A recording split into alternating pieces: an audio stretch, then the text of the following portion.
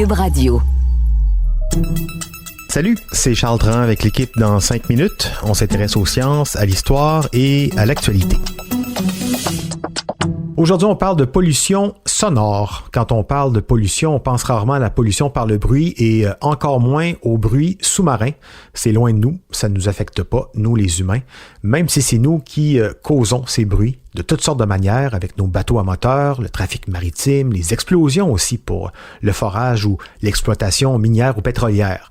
Or, ce serait peut-être le temps de s'en préoccuper sérieusement. Une nouvelle revue de la littérature scientifique qui vient tout juste d'être publiée ce 4 février dernier confirme que le bruit anthropique, donc le bruit généré par les humains, est devenu insupportable pour la vie sous-marine.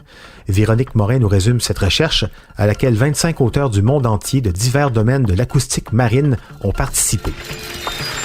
Si vous avez déjà plongé, même en apnée, ou simplement entré la tête sous l'eau, on dirait entrer dans un monde de silence.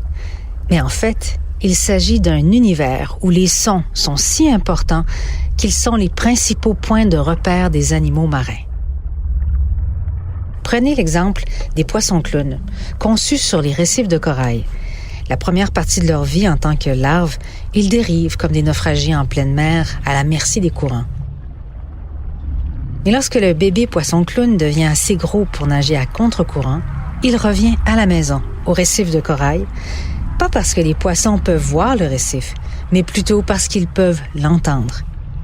Et oui, les récifs de corail produisent toutes sortes de bruits, claquements, grognements, gargouillis, craquements et même croissements. Ces bruits constituent le paysage sonore d'un récif en bonne santé et les petits poissons comptent sur ces indices sonores pour retrouver leur chemin vers le récif où ils passeront le reste de leur vie, à condition bien sûr qu'ils puissent les entendre. Mais les humains et leurs navires, les études sismiques, les canons à air comprimé, les pieux, la pêche à la dynamite, les plateformes de forage, les yachts rapides et même le surf ont fait de l'océan un endroit insupportablement bruyant pour la vie marine. Selon un examen approfondi de la prévalence et de l'intensité des impacts du bruit anthropique, c'est-à-dire généré par l'humain, de l'océan, qui a été publié dans la revue Science. Cet article, une collaboration entre 25 auteurs du monde et de divers domaines de l'acoustique marine, est la plus grande synthèse des études sur les effets de la pollution sonore océanique et les preuves sont accablantes. Le bruit anthropique étouffe les paysages sonores naturels, mettant la vie marine sous un immense stress. Loin sous la surface de l'océan, une cacophonie de bruits industriels perturbe la capacité des animaux marins à s'accoupler, à se nourrir et même à échapper aux prédateurs. Dans le cas des bébés poissons-clowns, le bruit peut même les condamner à errer dans les mers sans direction, incapables de retrouver leur chemin. Carlos Duarte, qui est un écologiste marin à l'université King Abdullah des sciences et technologies en Arabie saoudite, est l'auteur principal de ce document, et il affirme qu'en raison de tout ce bruit, le cycle de la vie est désormais rompu.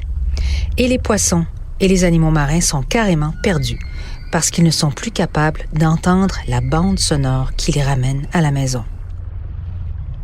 Parce que les sons sous-marins, même s'ils s'apparentent au silence pour nous, sont plus importants pour la vie qui s'y trouve que les signaux visuels qui dans l'océan disparaissent après quelques dizaines de mètres à peine, et de même pour les signaux chimiques, donc l'odorat, qui se dissipent après des centaines de mètres. Mais le son, lui, peut parcourir des milliers de kilomètres et relier les animaux à travers les bassins océaniques, même dans l'obscurité. C'est ainsi que de nombreuses espèces marines sont parfaitement adaptées pour détecter et communiquer avec le son.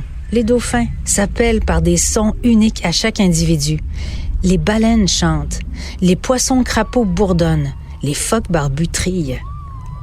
Les scientifiques s'intéressent au bruit anthropique sous-marin et de sa propagation depuis un siècle. Mais les premières recherches se sont concentrées sur les sources de bruit temporaires. Elles ont permis de déterminer que les baleines faisaient un détour pour éviter les plateformes pétrolières pendant leur migration, ce qui a été interprété par plusieurs comme un moindre mal. Mais au cours des 50 dernières années, la croissance du transport maritime a contribué à multiplier par 32 le bruit à basse fréquence présent le long des principales voies de navigation. En plus des bateaux, l'étude pointe les ponts, les avions à basse altitude, le développement côtier ou encore les mines et missiles utilisés pendant les exercices militaires. Les bruits naturels des océans ont donc tendance à décliner, alors que ceux provenant de l'activité humaine, eux, augmentent. Les auteurs de la recherche ont conclu que tous ces bruits dominaient désormais le paysage sonore des océans et étouffaient les sonorités naturelles. Pour en arriver à cette conclusion, les auteurs ont examiné plus de 10 000 articles pour s'assurer qu'ils capturaient l'ensemble de la recherche en acoustique marine des dernières décennies. Des modèles sont rapidement apparus, démontrant les effets néfastes du bruit sur presque toute la vie marine, incluant le zooplancton et les méduses.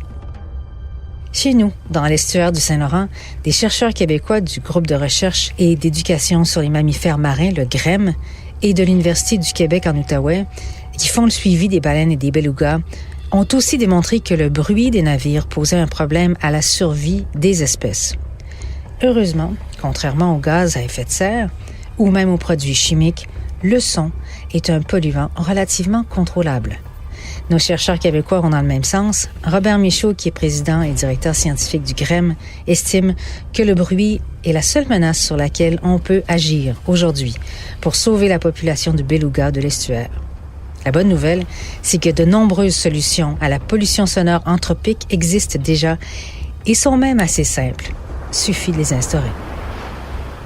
Oui, d'ailleurs, je me souviens d'un chercheur du GREM, justement, qui, il y a quelques années, disait que proche de l'estuaire du Saguenay, il racontait que pour les baleines noires dans ce coin-là, ça sonnait vraiment comme une discothèque 24 heures sur 24, 7 jours par semaine, sous l'eau, et que c'était tout sauf paisible pour elles, mais aussi pour les belugas ou en fait le reste de la faune marine.